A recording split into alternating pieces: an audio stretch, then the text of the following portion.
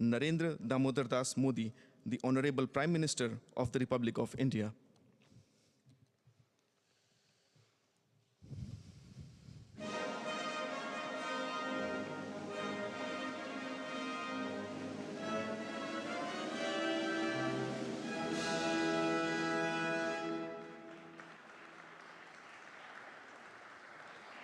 कि इंडिया के prime minister Narendra Modi साहब को रशिया का हाईएस्ट सिविलियन अवार्ड दिया गया है। तो नरेंद्र मोदी साहब ने हासिल किया है रशिया का दी हाईएस्ट सिविलियन अवार्ड। उस पे मैं समझता हूं कि मोदी साहब ने अपना इंटरनेशनल लेवल पे कद काठ बहुत बड़ा कर लिया है।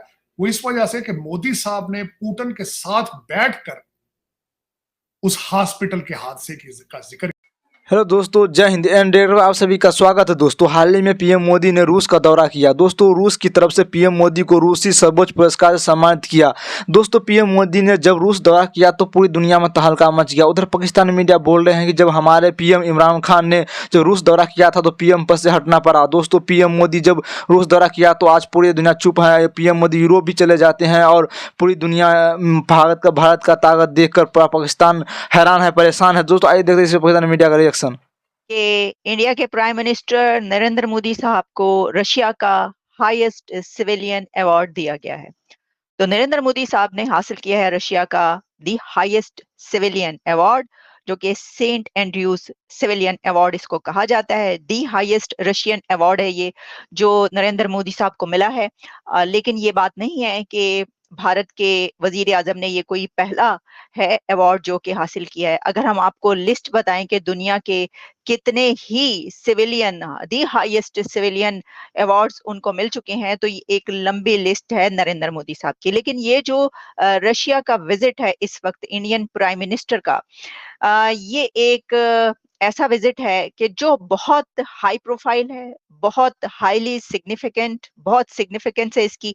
पूरी दुनिया की नजरें इस विजिट पर हैं और कुछ और बड़ी डेवलपमेंट्स इसके हवाले से सामने आई हैं। लेकिन इसके अंदर जो साहब हैं उन्होंने जो कल ये बात कर दी प्रेसिडेंट पुतिन के सामने कि आप है जो बंदूक और गोलियों की जंग ये सोल्यूशन नहीं है। बैटल ग्राउंड में जंग नहीं जीती जा सकती और जब बच्चे मरते हैं तो उसका दर्द सबको होता है। उन्होंने प्रेसिडेंट पुतिन के किसी भी किस्म के एग्रेशन या जो इस वक्त वॉर चल रही है या मोदी साहब के वहां पर वो गए और रशिया की तरफ से प्रेसिडेंट पुतिन की तरफ से यूक्रेन पर हमला किया गया, उस सब को न्यूट्रलाइज कर दिया है।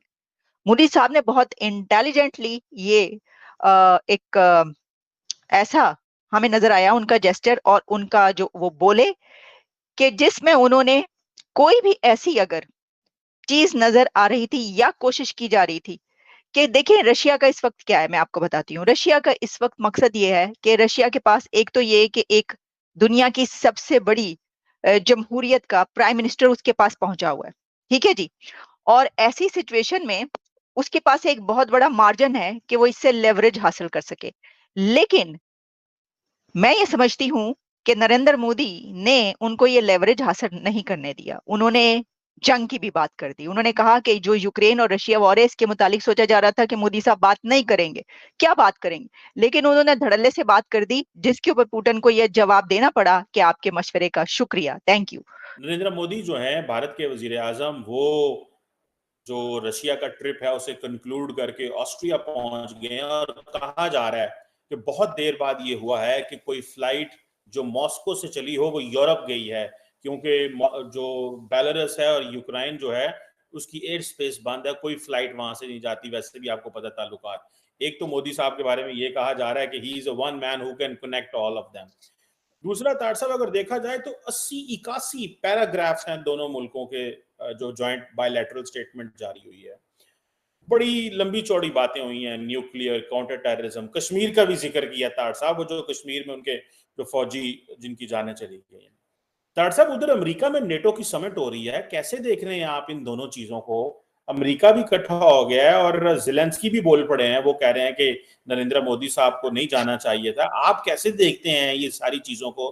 खास तौर पे आज उनको बहुत हाईएस्ट अवार्ड भी दिया गया है मोदी साहब को मॉस्को के अंदर। How do you see all these developments?